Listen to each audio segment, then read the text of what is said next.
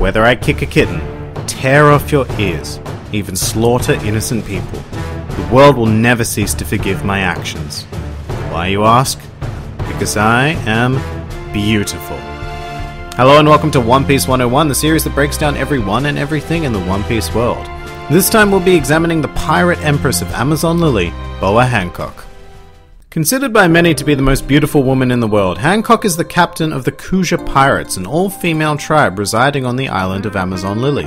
Hancock is the only female member of the 7 warlords of the sea, accepting the position from the world government in order to better protect her island.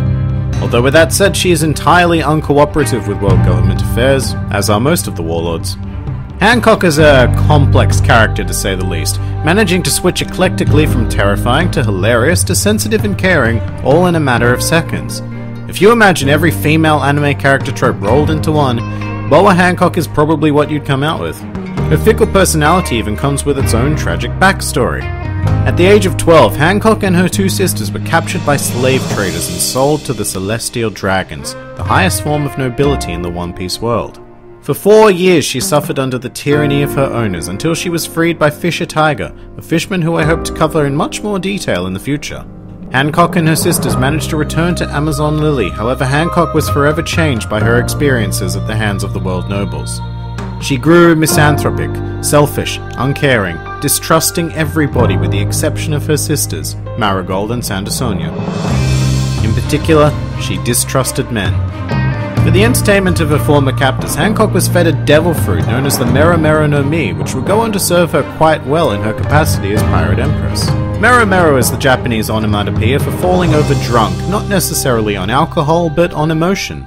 Literally translated, it is the love fruit and has the ability to turn people with romantic or lustful thoughts towards the user into stone. Fairly terrifying Medusa-like power in the hands of the most beautiful woman in the world. For the most part, Hancock is completely immune to attacks from all but top-tier combatants in One Piece. Her Medusa-like ability is practically an instant win, and outside of your standard Devil Fruit weaknesses, it doesn't seem to have any drawbacks to its use, although it can be evaded by experienced individuals. For example, Vice Admiral Momonga was able to stab himself in the hand and use the pain to distract himself from Hancock's beauty, avoiding turning into stone. But even then, Momonga acknowledged her beauty, and I don't think Hancock had met a single man that hadn't. Well, that is until Luffy. Luffy was sent to Amazon Lily against his will by Bartholomew Kuma, the full context of which is another story for another time. After being initially quite antagonistic towards Luffy, Hancock quickly grew to befriend and fall in love with the man who was completely immune to her charms. Kind of tragic in a way. The only man in the world she has eyes for is the only man in the world who has no romantic feelings for her whatsoever. Despite that, Hancock has since gone on to declare that she and Luffy are engaged to be married. Of course, Luffy is unaware of this.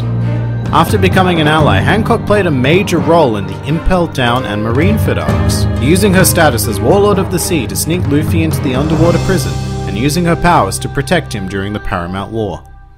And protect him she sure as hell did. While Hancock mainly relies on her Devil Fruit, her physical strength is not to be underestimated.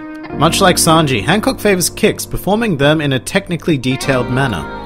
Every one of her movements are precise and designed to inflict the maximum amount of damage possible.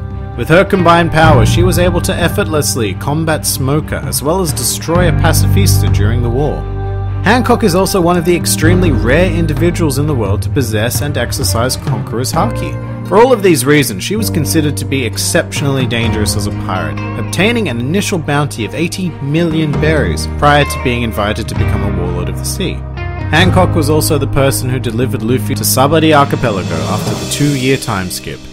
Unfortunately, since then she hasn't really been seen in the story proper. She still retains her position as a Warlord of the Sea, although she is most certainly an ally of Luffy's. When the right time comes, I'm sure Hancock will gloriously re-emerge into the story to help out her self-proclaimed future husband. Some more fun facts about Boa Hancock. While Hancock has many hilarious character traits, one of the more endearing ones is the sheer tenacity in which she looks down on people. She considers most people so below her that she actually has to look up to look that far down on them. Sort of like what happens when you go so far left that you end up going right. Hancock's design has been pretty much locked in since 1999, when the back of her character appeared along with several other future villains on the cover of Shonen Jump. It would be another 9 years before she made her actual debut in the series. Hancock Snake's name is Salome. The skull-wearing snake has never been used in combat, however Hancock does use it as a throne. Despite having escaped, Hancock will forever carry the mark of her former slavery in the form of a tattoo on her back. And finally, a truly useless fact.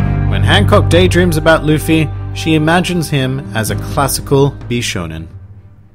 And that about does it for the pirate empress Boa Hancock. If you enjoyed this video, then please feel free to like, favorite, or subscribe, and comment with who, what, or where you'd like to see featured in the next One Piece 101.